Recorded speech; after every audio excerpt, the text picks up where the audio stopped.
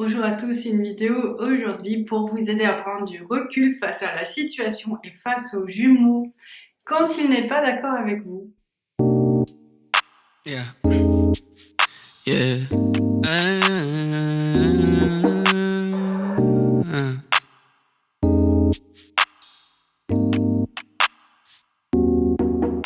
Alors voilà, je vous en ai déjà parlé souvent, mais c'est pas encore bien compris. Alors je vais le redire cette fois-ci, mais d'une autre manière, et je pense qu'avec l'humour, ça passera mieux. Vous êtes face à votre jumeau qui n'est pas en phase avec vous. C'est bien souvent le cas. Le moment où vous serez vraiment en union et en harmonie, ce sera la fin de la fusion. Donc en attendant, il y a des petits décalages. Mais l'idée, c'est comment vivre ces décalages tout en étant dans le respect de soi, dans le respect de l'autre, parce que chacun détient une partie de la vérité.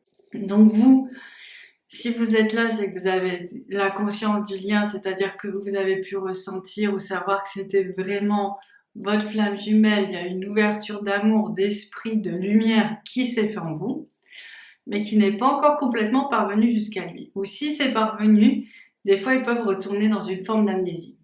Donc comment on gère ça dans le quotidien? Alors, c'est surtout, en fait, cette vidéo, elle s'adresse aux gens qui sont en contact, mais même si vous n'êtes pas en contact pour le moment, vous allez y être un jour, donc voilà, ça va vous préparer. Donc en fait, quand vous parlez avec votre flamme jumelle, elle peut très bien vous dire des choses qui blessent, comme dire mais non, mais je veux juste rester ton ami.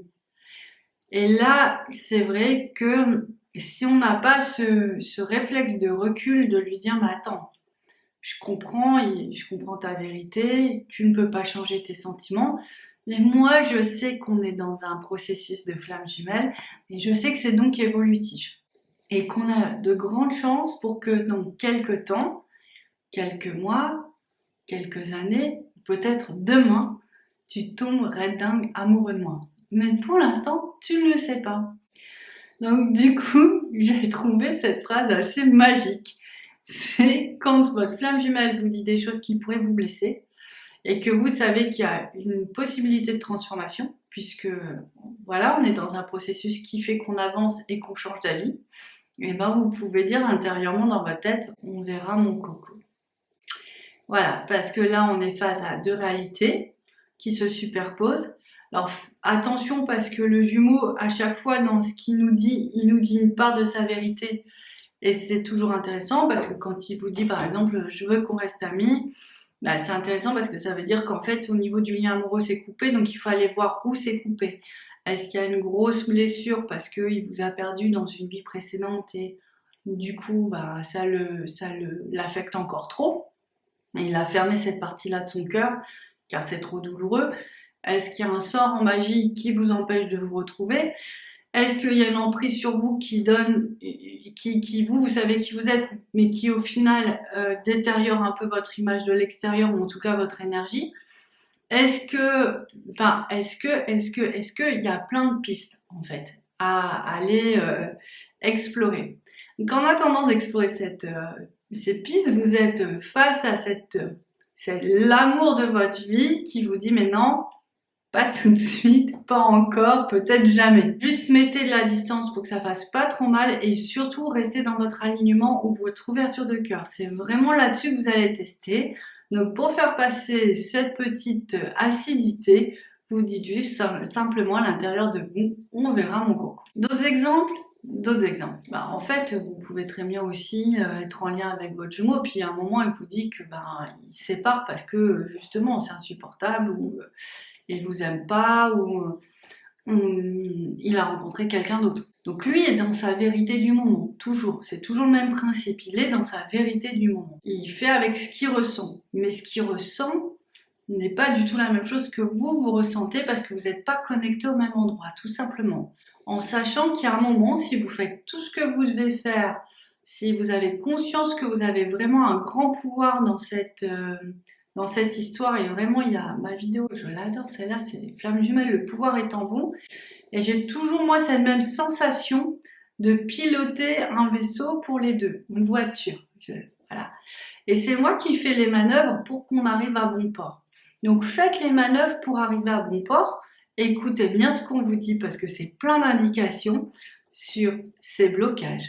Donc écoutez-le, écoutez, parce qu'il vous montre et il vous dit tout ce qui dysfonctionne en fait. Donc s'il part pour quelqu'un d'autre et vous dit bah non mais voilà je préfère cette femme, je suis plus amoureux d'elle ou quelque chose comme ça arrive, ou il se trompe en fait, ça arrive aussi. Ça demande, vous gardez votre calme, vous prenez un peu de recul et puis vous dites dans votre tête on verra bien mon coco, parce que la vérité vous la détenez.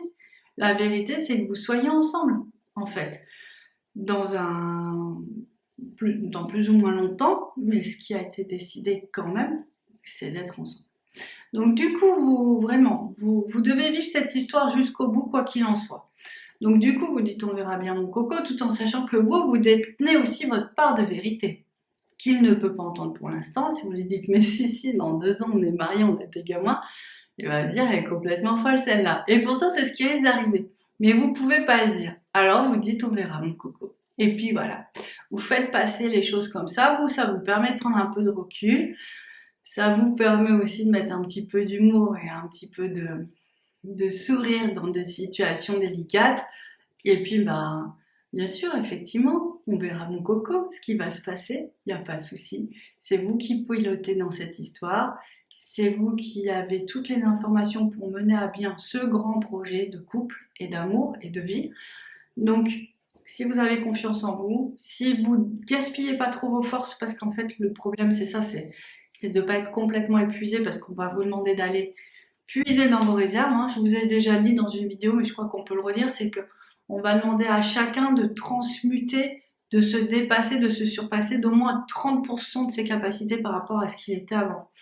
Donc ça veut dire mélanger, transformer beaucoup de choses, et ça peut être assez épuisant et éreintant.